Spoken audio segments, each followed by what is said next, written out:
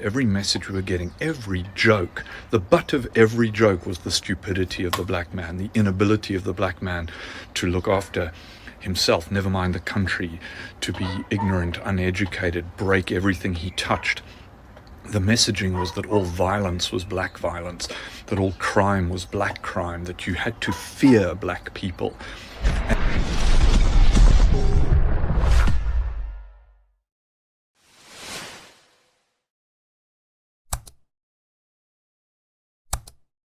People, how are you, friends, and welcome back to my YouTube channel. Family, I just want to thank you so much for subscribing to my channel, and those of you guys who haven't yet subscribe guys. Let us grow together as a family. Let us go to 2,000, 3,000, 4,000. Let us just extend this community. Now I want to talk about this white man in South Africa who confessed, guys, and he talked about how the whites are programmed or conditioned to hate black people in South Africa. And they conditioned other Africans to hate other Africans. They conditioned black South Africans to hate other Africans. They are being taught this immediately. They start thinking for themselves.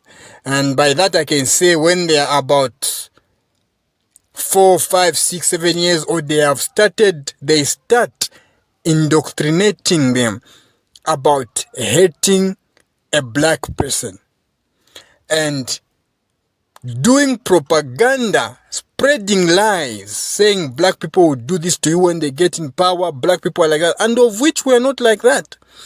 This is a natural hate, guys. It is a natural hate. That's why let us hear what this white man has to say, then we'll get back after the video. So I grew up in apartheid South Africa as a English-speaking white boy.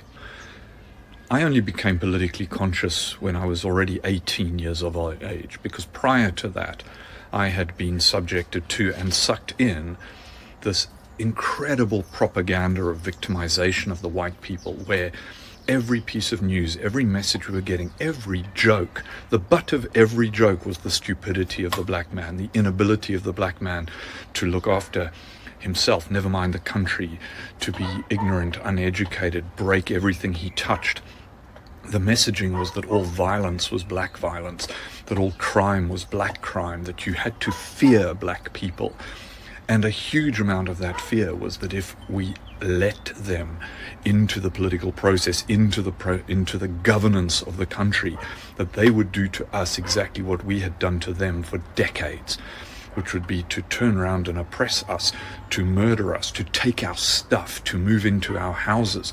It was a very popular story that the ANC, prior to the 94 election, when it was still an illegal organization and Nelson Mandela was still in jail, and the armed wing was exiled to Zambia and Mozambique, Umkhonto we Sizwe, was that they promised all of our domestic servants that those servants would be given the house they worked in when the ANC ruled. And these stories were told amongst the whites to bolster our resolve never to let these black people run our country. And it was only when I became conscious of that from 18 onwards that I realized not only was this a terrible lie that was actually oppressing us as well as the people that we as a white nation, white minority, were oppressing, but that actually what happened subsequently from 1994 onwards was far more of a reflection of the nature of black South Africans than any fears we as white South Africans had been fed and believed, right? And I see direct parallels with what's happening in Palestine and Israel. We've been fed this bullshit of Israel as victim, of the Zionist government as defending, this idea that the entire Arab world wanted to wipe them off the map, when in fact, prior to the Nakba, prior to Palestine being given to Israel by the colonial powers, primarily Britain, many Jews lived very happily and harmoniously alongside Muslims and Christians within that region. They weren't oppressed there. They became the oppressor through the Zionist ambition of a few Israelis White government for many, many years in South Africa needed the violence of Umkhonto we Sizwe. They needed the odd bomb to go off. They needed terror attacks because it justified the further repression. And I've told stories about when I was in the South African Defence Force in 1987-88, 88-89. The things that were done by the intelligence service to undermine the ANC and other liberation struggles, and to pit black against black, to distract black people from action against the oppressive minority and the history of oppression. And it's time to step aside from what we've been told and look at the truth, look at the reality, look at the history, educate ourselves, and make a moral judgment. You see what I was telling you guys? Do you understand? You never find in a black family or in a black community black people teaching their kids when they are born, when they are coming of age, to think, to hate white people and other things. We don't do that. You will never find such in black families. But when black people grow up and see the injustice that they go through, see and learn about the history of their ancestors, then they begin to realize that these people are not for us. Now you see how he has compared Hamas, what is happening in Palestine, to what happened in South Africa. They are scared to say when these people that they have oppressed for a long time come to power, they will do to them what they have done to the Palestinians. And of which Palestinians are not like that. That is not the mind of the Palestinians. The mind of the Palestinians is that they want their land back, they want their freedom, they want their social justice, they want their country back.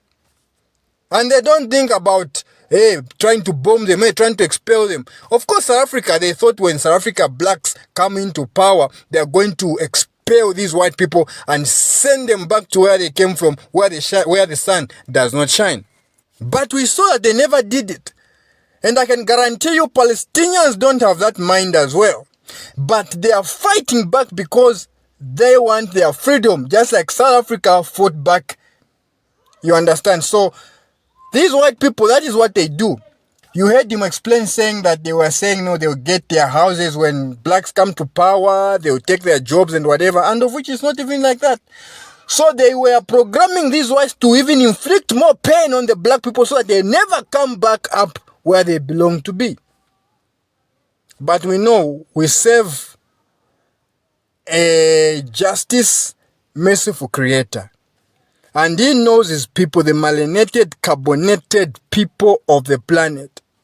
If your eyes are not open to how white people operate, may this video open your eyes.